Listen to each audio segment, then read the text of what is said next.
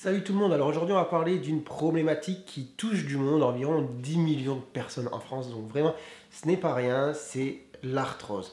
Alors je pense que vous savez à peu près ce que c'est, que vous en avez tous déjà entendu parler au moins une fois, mais il y a quand même parfois confusion dans ce qu'on appelle les rhumatismes, l'arthrose, l'arthrite, qu'est-ce que c'est? Donc on va essayer de faire un petit peu le point justement dans cette vidéo, essayer de comprendre et voir un petit peu aujourd'hui ce qu'on peut proposer pour soulager justement ce problème de santé. Alors l'arthrose en général, quand on pose la question aux gens, qu'est-ce que c'est? On va vous répondre, c'est le cartilage qui est abîmé. Mais ce n'est pas que ça, d'accord? L'arthrose, si c'est gênant, si ça fait mal, ce n'est pas uniquement parce que le cartilage est abîmé. Alors ici, on va mettre une photo d'une articulation. Vous allez voir que dans une articulation, on va avoir le cartilage, certes, mais on va avoir aussi l'os qui est au-dessus et en dessous, d'accord? Et la membrane synoviale qui va justement entourer l'articulation, fabriquer le lubrifiant qu'on appelle le liquide synovial, et tout ça est entouré par la capsule articulaire. D'accord? Donc hop, je mets ça de côté un petit peu. Ce qu'il faut comprendre, c'est l'arthrose, c'est une maladie qui va toucher l'ensemble de l'articulation, et c'est les remaniements au sein justement de cet ensemble qui va être douloureux, parce que ce qu'il faut savoir, c'est que le cartilage n'est pas innervé. Donc un cartilage abîmé en soi, ce n'est pas douloureux, c'est tout ce qui se passe autour. Donc on va avoir à la fois, certes, le cartilage qui s'use, on va avoir l'os qui va se remanier, d'accord? On va avoir la membrane synoviale qui va s'inflammer, qui va sécréter aussi beaucoup de liquide, on va avoir parfois des épanchements qui vont distendre la capsule. Tout ça, ça va faire mal. Et au sein même de l'articulation, on va avoir aussi des réactions inflammatoires qui vont entrer finalement dans tout ce qui rend l'articulation douloureuse. Alors, pourquoi maintenant justement on développe de l'arthrose?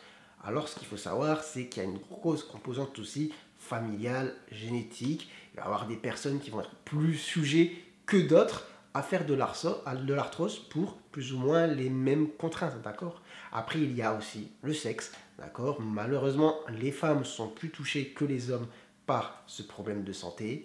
Après, on a aussi tout le passé, l'historique via la sollicitation des articulations selon le travail qu'on fait, les histoires, les antécédents de traumatismes articulaires, d'accord? Et puis bon, c'est à peu près les grands facteurs de risque. Il y en a un aussi, il ne faut pas oublier de le dire, c'est le surpoids, l'obésité. Évidemment, là, vous imaginez bien, c'est mécanique sur des articulations portantes comme par exemple les genoux. Évidemment, si ça pèse très lourd, ça va favoriser le développement de ce type de problème. D'accord? Maintenant, quand penser à l'arthrose, alors l'arthrose, ça fait mal.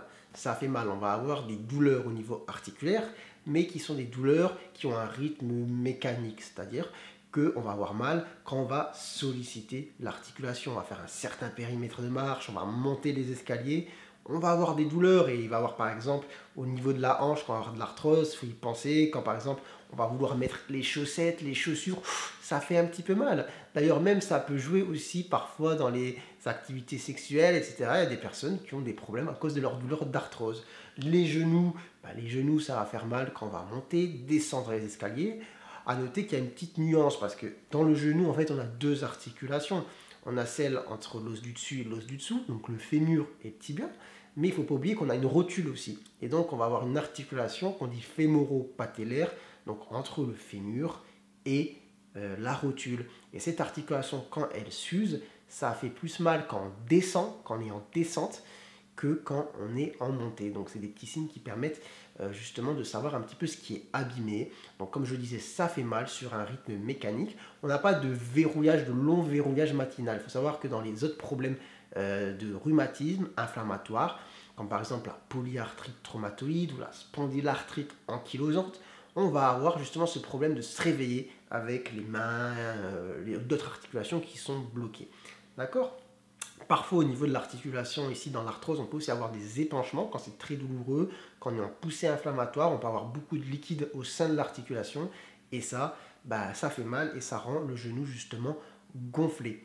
D'accord? Donc bon, le médecin, vous allez chez le médecin, vous expliquez un petit peu le problème, il vous examine. Parfois, vous pouvez relater aussi des sensations de frottement, de craquement, parfois de genoux qui se dérobent. D'accord? Tout ça sont des signes qu'on va mettre justement en lien avec l'arthrose. Après, il faudra confirmer le diagnostic. Et comment on confirme le diagnostic, par exemple d'une arthrose de genou? On fait une radio.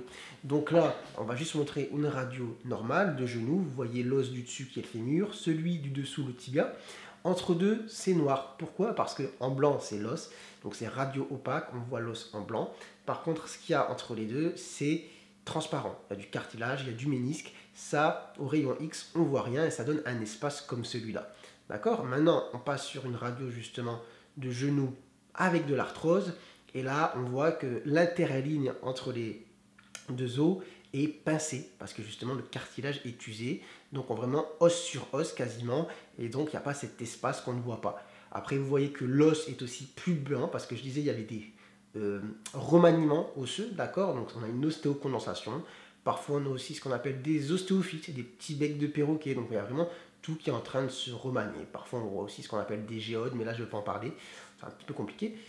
Mais c'est des remaniements en gros, d'accord? Donc voilà, on laisse la radio de côté. Et maintenant, qu'est-ce qu'on fait pour soulager ça? Est-ce qu'on peut guérir de l'arthrose?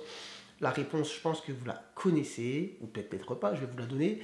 On ne guérit pas de l'arthrose, d'accord? Une fois que l'articulation, que le cartilage est abîmé, on ne revient pas en arrière. Donc les traitements servent à soulager. Donc il faut associer les traitements à la fois médicamenteux et non médicamenteux. Donc médicamenteux en général, ce qui va soulager, bon, il y a les antidouleurs simples, mais aussi surtout les anti-inflammatoires non stéroïdiens.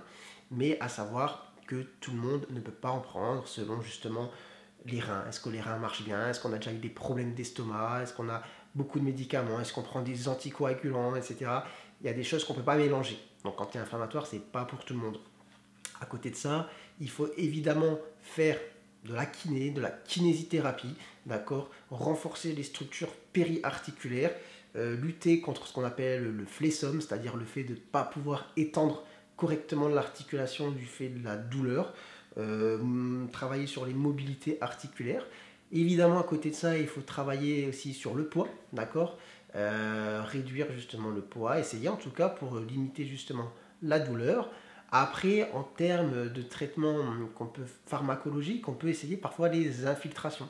Donc là, il faut savoir qu'il y a deux types d'infiltrations. Il y a les infiltrations de corticoïdes qu'on va plutôt utiliser lors des poussées inflammatoires qui vont jouer justement sur l'inflammation du genou, qui vont être efficaces très rapidement, mais qui vont permettre de soulager l'articulation pendant 2-3 mois, d'accord? Et après, on a aussi les injections d'acide hyaluronique qui, eux, n'agissent pas tout de suite, mais qui vont avoir une action plus longue durée, mais qu'on infiltre plutôt sur un genou, on va dire sec, froid, où on n'est pas en poussée, d'accord? Mais à savoir que les injections d'acide hyaluronique ne sont pas remboursées, d'accord? Et après, en dernier lieu, vraiment, eh bien, il y a les opérations. Quand justement le genou, je parle du genou depuis tout à l'heure, mais évidemment, ça peut aussi possible, par exemple, pour la hanche, quand vraiment justement la douleur crée un handicap. À savoir qu'il n'y a pas une corrélation entre ce qu'on voit à la radio et ce qui se passe en vrai. Mais voilà, parfois les gens sont trop gênés par leur arthrose. Et dans ce cas-là, le chirurgien, traumatologue orthopédiste, peut proposer la pose de prothèse. Là, il existe différents types de prothèses selon les atteintes. Mais voilà, on peut passer ce cap-là. Donc écoutez, je pense que là, vous en savez peut-être autant que moi sur l'arthrose. Enfin, peut-être, en tout cas du genou, je me suis surtout arrêté sur le genou, mais c'est vraiment l'arthrose la plus fréquente. Donc voilà, écoutez, si vous avez d'autres questions, n'hésitez pas à les poser en commentaire. J'essaierai d'y répondre, peut-être faire des vidéos complémentaires. Et sur ce, moi je vous dis à très bientôt pour une nouvelle vidéo. Allez, ciao ciao.